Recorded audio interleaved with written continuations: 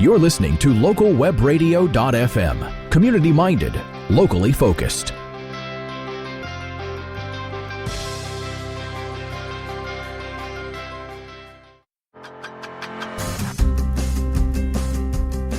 You're listening to This Week in Real Estate with Lance and Connie Marples from Sutton West Coast Realty.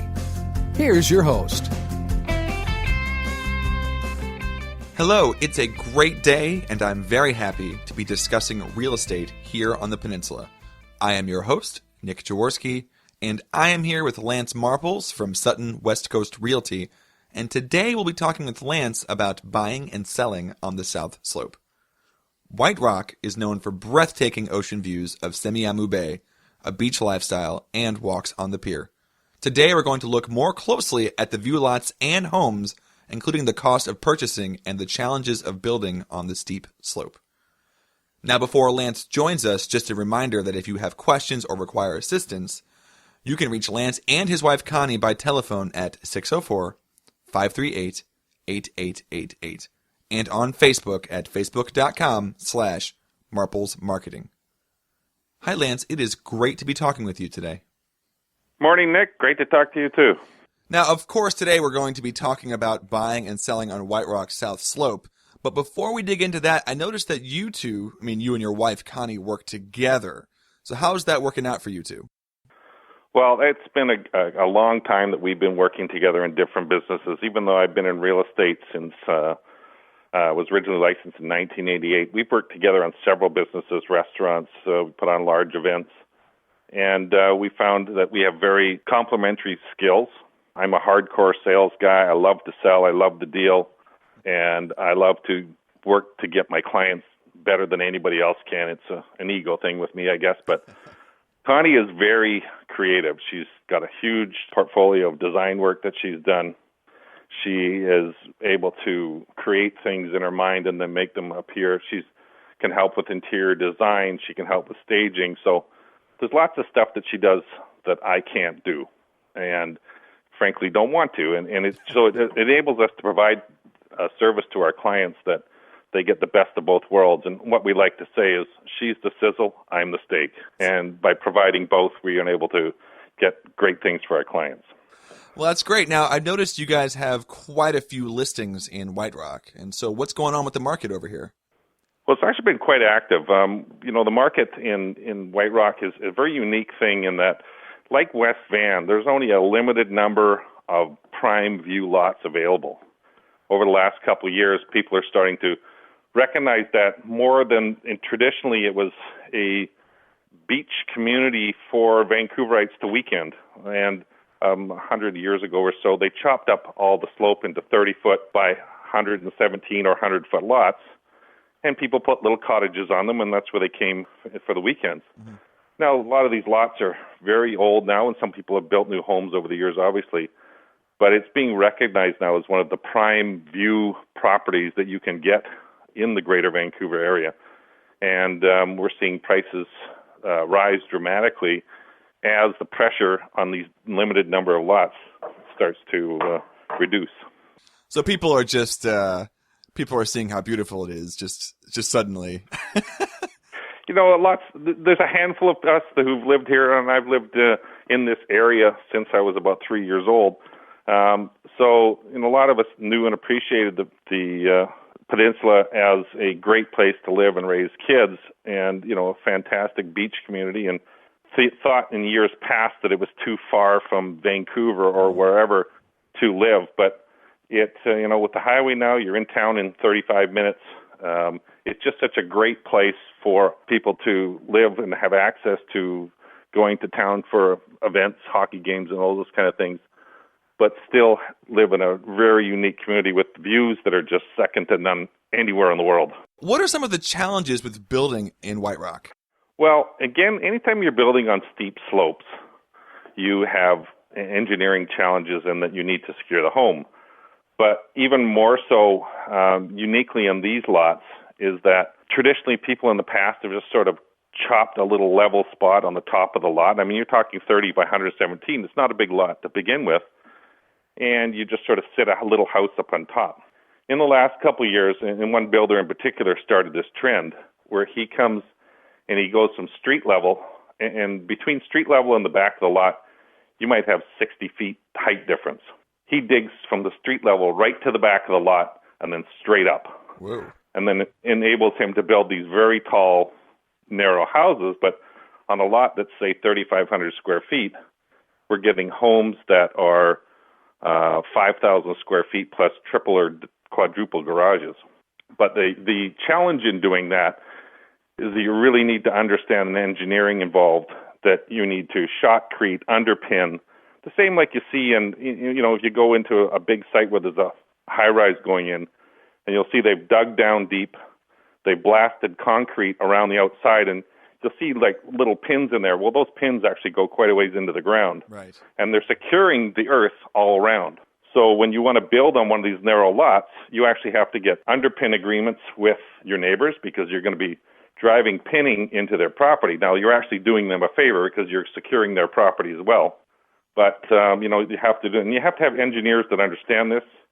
You need a builder that understands the requirements of building on these kind of steep lots. We have builders who come out here who are successful builders in other areas, but don't quite understand the way to maximize the use of one of these lots, and they build homes and they have a tough time selling them because they don't meet the needs of the people who are coming into this area. I can see that we have to take a break right now, so we'll be right back with Lance Marples from Sutton West Coast Realty, and when we return, we'll be discussing the price of buying a lot on the South Slope and the types of buyers purchasing these homes. So don't go anywhere. We will be right back. More This Week in Real Estate after this.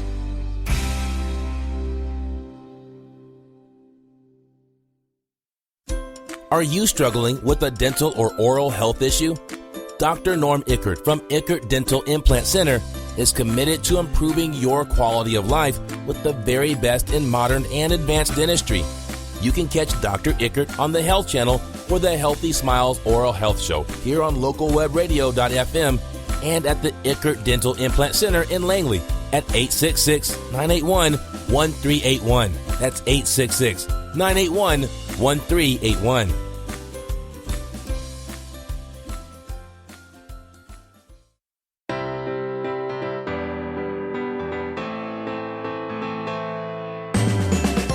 Take control of your financial future with sound investing with Byron Stryloff, Senior Investment Advisor and Chartered Financial Planner with over 30 years of experience on the Home Channel on localwebradio.fm. To schedule a face-to-face conversation, you can reach Byron at 604-535-3700. That's 604-535-3700 and online at www.byronstryloff.com.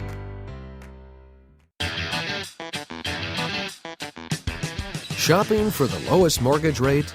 Looking to refinance? Catch Jared Dreyer in the Mortgage Lab on localwebradio.fm. It's time now for more This Week in Real Estate. All right, we are back with Lance Marples, and we're discussing how the White Rock Slope is changing. So, Lance, what are people paying for lots here now?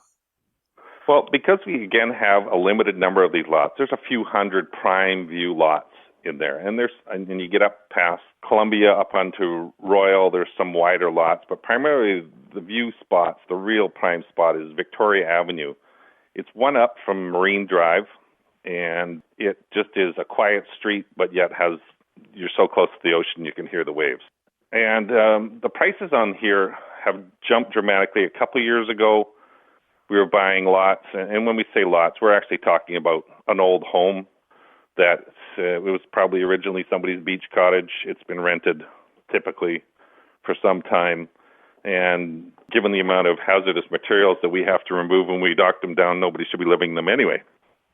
That's not to say all of them like that. Some of these are very nicely homes and people have upgraded them, but typically the ones we're buying, we have to knock down with guys go in with hazmat suits to remove the insulation and tape that for the gyprock A couple of years ago, we were paying $600, $625.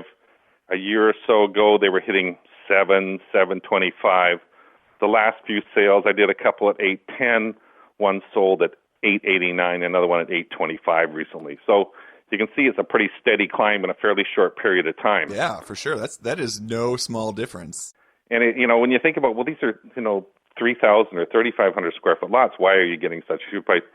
You have to see the views that people are attaining out of these to understand. At the end of the day, on these lots where the ones we paid $750 for a year ago, and we've sold them now, and the homes are going to be finished this spring. Homes were sold at up to $2.7 million plus GST. So, in reality, these people are probably paying close to $1 million for their view. But also the homes are spectacular. I'm talking concrete frame homes with elevators and views that you can't describe.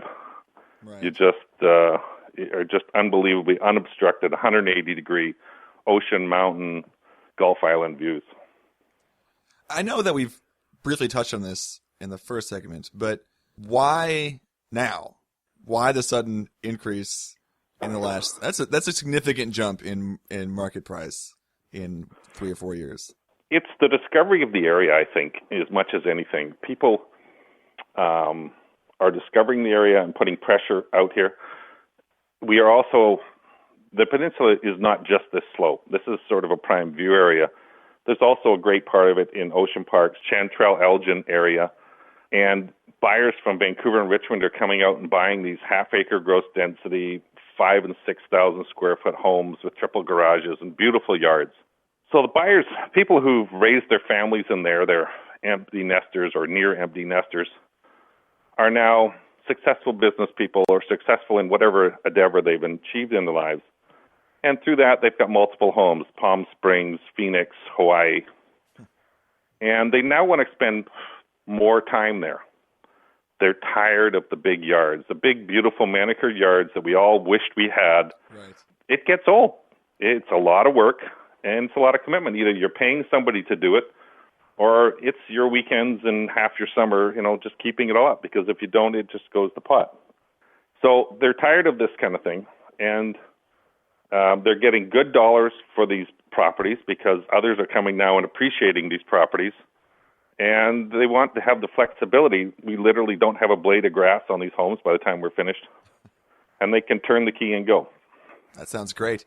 Now, is there a specific type of buyer for these homes, or is it just anybody who can get in once a piece of the action? Well, it's funny how narrow the actual buyers are. We have people viewing these homes from all walks. They all come and view, but the actual buyers, the demographic is fairly simple. They are, like I said previously, they're empty nesters or near empty nesters. Mm-hmm. They've been successful in their businesses. We're talking doctors, we're talking independent business people, people who've just, worked at whatever they've done and achieved some things that afforded them the lifestyle where they can have multiple homes, have vacation homes. And they're getting to the point in life where they can take extended periods of time and go enjoy those homes. So they're coming in and being able to do that, and they're wanting to reap the reward of their success when they wake up in the morning, they look out onto the most beautiful scenery you can imagine. I can't blame them for wanting that. They've earned it. Yeah. Now, do you have any final thoughts? Particularly, I guess we could talk about the potential future of the market.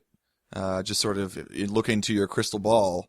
Are we going to continue to climb here? Are we going to level off? As we get fewer and fewer of these properties are going to be available for redevelopment as they become developed. These concrete homes that one of the builders I'm working at puts on these lots are going to last for 200 to 300 years. So it'll be a while before they're redeveloped. Right. So the pressure is going to become greater and greater on people's homes that are, say, older.